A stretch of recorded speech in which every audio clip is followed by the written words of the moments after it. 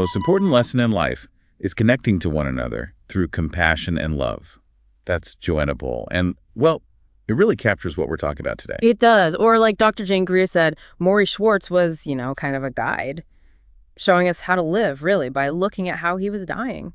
Welcome to the Deep Dive. Yeah. And yeah, that's exactly it. Today we're really getting into Tuesdays with Morrie by Mitch Albom. It's such a unique story, isn't it? How it starts with these reflections that feel so personal, but then they touch on things everyone feels. Makes you wonder why this one book connected with so many people. Totally. So our main source is, of course, the book itself, Albom's story of reconnecting with Morrie, his old professor from Brandeis. And we're also looking at the forewords, the afterwards, all the surrounding bits. And the book's structure, just those weekly Tuesday visits, it tells you a lot right away. It wasn't like a formal class. Oh, not at all. Forget lectures. Yeah. Morrie's subject for these Tuesdays was, well, the meaning of life and the teaching material. It was his own life, his struggle with ALS. Right. No books, no tests in the usual sense. Nope. Just conversation, honest talks, sometimes tough ones. Mitch even helped him physically sometimes. They talked about everything: love, work, community, getting older, forgiveness, death, the big stuff. It's that contrast, isn't it? Simple meetings, just talking. But the topics are huge, profound. Yeah.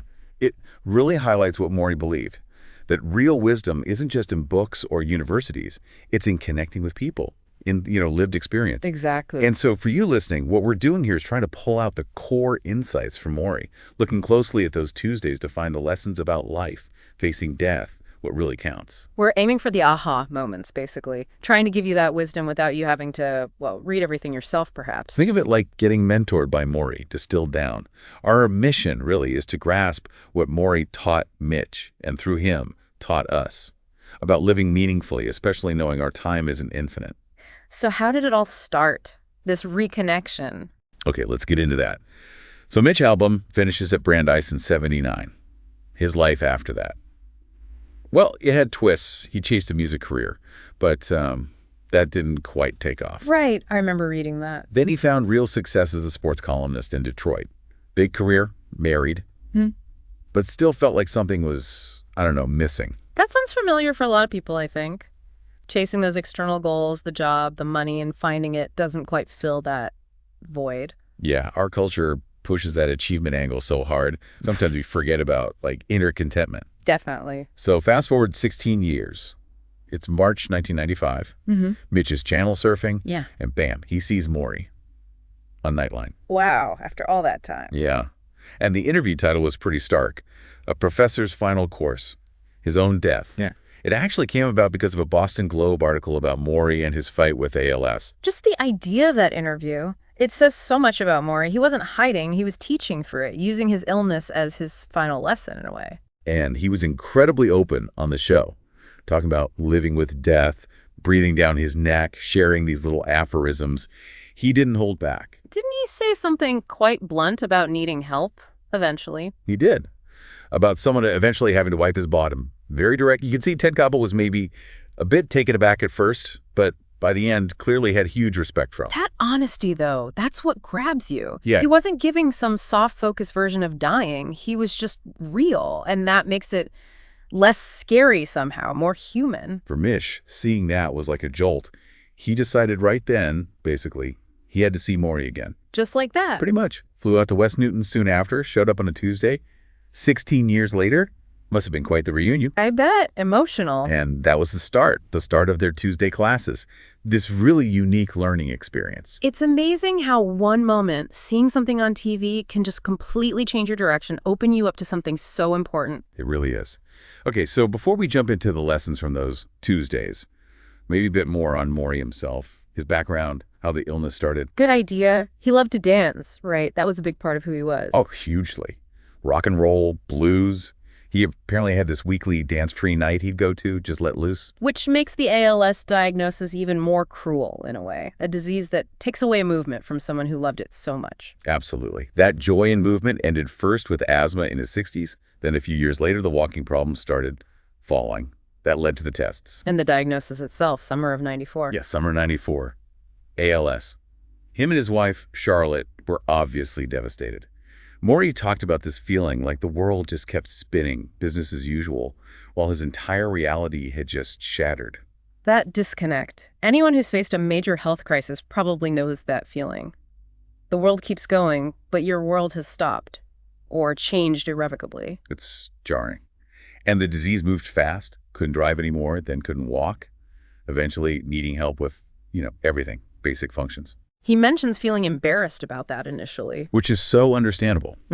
But he worked through it, moved towards acceptance. And what's really incredible is that fall of '94, knowing all this, he decided to teach his final course at Brandeis anyway. Wow. And he didn't hide it. Told his students right up front what was happening. That just speaks volumes, doesn't it? His dedication, choosing engagement over withdrawal, finding purpose even then. It's powerful. Okay, so now let's dive into the core stuff, the lessons from those Tuesdays. Their first one was about the world. Right. And Morrie was worried, wasn't he, about suffering elsewhere, like in Bosnia? He was. He said he felt things more deeply, more emotionally than before. And that's when he laid out that core idea. The most important thing in life is to learn how to give out love and to let it come in. And the Levine quote. Yeah, he quoted someone, Levine, saying love is the only rational act, which, really challenges how we usually think about what's rational, right? It completely does. We tend to think rational means logical, self-interested, maybe focused on tangible results. Morrie's saying, no, deep down, the most logical, the most human thing is connection, empathy, care, especially because we're all vulnerable. Then, the second Tuesday. Feeling sorry for yourself. That's a tough one. Morrie admitted he did, right. He allowed himself those moments. He did. He said he'd mourn a bit in the mornings. For what he was losing, the slow dying. But then I stop, he said. He made a conscious effort to focus on the good stuff still left. His visitors, the Tuesday people. It's such a contrast to, the grim news Mitch was reading. Violence, hate. Morrie's resilience really shines through. It does. And Mitch mentions in that chapter he actually had to physically lift Morrie, help him adjust. Yeah. Just a small detail. But it really underscores how quickly things were progressing. Yeah. How little time was left. That conscious choice Morrie made, it's not about denying the pain. It's about acknowledging it, but not letting it take over everything. Actively looking for the good, finding light in the dark. That's a huge lesson right there. Yeah, definitely. Okay, fourth Tuesday. You talk about death. The big one. Yeah. And Morrie's point was, everyone knows they'll die, intellectually. But do we believe it, really accept it? He had that image, didn't he? The little bird. The little bird on your shoulder, yeah. Asking, is today the day? Am I ready? Am I doing what I need to do? Am I being who I want to be? Just constantly checking in with yourself. And then the kicker. Once you learn how to die, you learn how to live. Exactly. It flips everything. He looked back, saw times he was too caught up in, stuff, material things, took relationships for granted. And he appreciated small things more, like the window. Yeah. Just looking out the window, something he couldn't physically go through anymore, became precious. Makes you think, what simple things would we value more if we really faced our own mortality? It's that reframing again. Death isn't just an ending, it's a lens. Way to clarify what's truly important right now. Yeah. Cut away the noise. Focus. Then the fifth Tuesday, the focus shifts to family. Which Morrie saw as absolutely essential, the bedrock. Yeah, the foundation for security, for love, especially when things get tough. He quotes Auden, love each other or perish. Powerful stuff. And this made Mitch think about his own family situation. It did. His brother, who was estranged, was also sick, battling cancer. Morrie wasn't giving advice directly, but just by being Morrie, by showing that constant connection and care, he was offering a kind of support, a model. That idea of family or chosen family as the people who stick by you no matter what, Morrie's illness just brought that into sharp focus for him. It's fundamental. Sixth Tuesday. Emotions and detachment, which sounds contradictory at first. Right, but Morrie's take was different. It wasn't about not feeling. Exactly. It was about feeling fully, letting the emotion wash over you, love, grief, fear, whatever it is. Experience it completely. And then you can detach from it, let it go so it doesn't own you. So it's about processing, not suppressing. Yes. He wanted to die peacefully, serenely. And he felt this practice, experiencing and then detaching, was the way to get there. It's subtle, that difference between feeling something and being overwhelmed by it. It really is. It's a skill, learning to navigate those waves of emotion without getting pulled under, vital for just getting through life, honestly. Okay, seventh Tuesday, fear of aging. Something our culture is, let's face it, obsessed with avoiding. But Morrie embraced it. Completely. He saw aging as growth, learning, gaining wisdom, not decline. He thought wanting to be young again often came from feeling unsatisfied with your life now. Like if you'd really lived, you wouldn't need to go back. Sort of, yeah. And he reminded Mitch, hey, everyone dies eventually, young or old. He did admit sometimes he envied young people's energy, their ability to dance. Understandable, given his love for it. Totally. But he said he actively worked on detaching from that envy, focusing on what his current stage of life offered.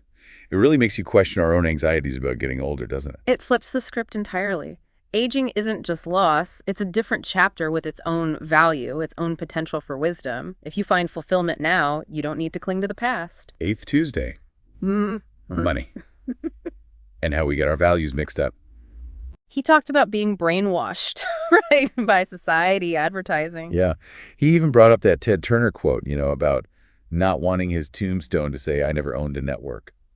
As an example of misplaced priorities, Morrie felt we're constantly told owning things equals happiness. And that we chase possessions as a substitute. As a substitute for what we really need, yeah.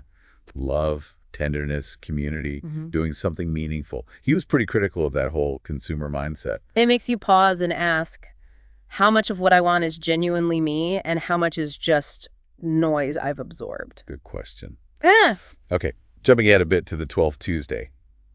Forgiveness. crucial. Forgiving yourself, forgiving others. And doing it before it's too late. That was his big emphasis. Don't wait. He shared a really personal story about a friend, Norman, who he'd fallen out with. Over Norman not getting in touch when Morrie's wife was ill. Exactly. Norman died before they could reconcile, and Morrie carried that regret. It clearly still hurt him. That vulnerability makes the lesson stronger, I think. It does. And in that same meeting, Morrie got quite emotional, telling Mitch he'd grown to love him, would have liked him as a son. Just shows how deep their bond had become. Wow. That's incredibly moving. Forgiveness isn't just an abstract idea then. It's about peace, repairing connections while you still can. Finally, the 14th Tuesday, their last one. Morrie must have been very weak by then. Extremely weak. And Mitch describes saying goodbye. Holding Morrie, almost like a child. Such a powerful image. The roles reversed, showing the intimacy they'd reached. It really captures the whole arc of their relationship, doesn't it? Teacher-student, then mentor-mentee, and finally something like father-son, built on trust, respect, love, really. Morrie died the next Saturday morning. Family around him. His son Rob flew back from Tokyo. They read that poem again, the one from his living funeral. That living funeral idea itself is amazing. Celebrating connections while you're still there to feel them. Totally. And the book wraps up with Mitch reflecting on who he used to be, how Morrie changed him, made him more present, more empathetic. He reconnected with his brother, too. So the lessons really did stick. They transformed him. They did. And the title, Tuesdays with Morrie, became, as he put it, their final thesis together on how to live. So wrapping this all up, the core message, the takeaway from Morrie. I think it boils down to this: love, connection, living authentically true to your values, facing mortality honestly, and prioritizing people and experiences over stuff. It's striking how consistent that theme of human connection is through everything you talked about. It's not complicated philosophy. It's about how we treat ourselves, each other, the world. Simple but incredibly powerful truths. So here's something to think about, building on Morrie's ideas about our culture. What brainwashed beliefs, as he called them, might you be holding on to? What things do you value maybe because you're told to? And maybe, just maybe, what's one small thing you could do today, right now, to choose tenderness or connection over chasing the next thing, the next achievement? Yeah. Which of Morrie's lessons really hit home for you? And why that one? Take a moment to reflect on that. Well, that might be the best way to continue this conversation with yourself.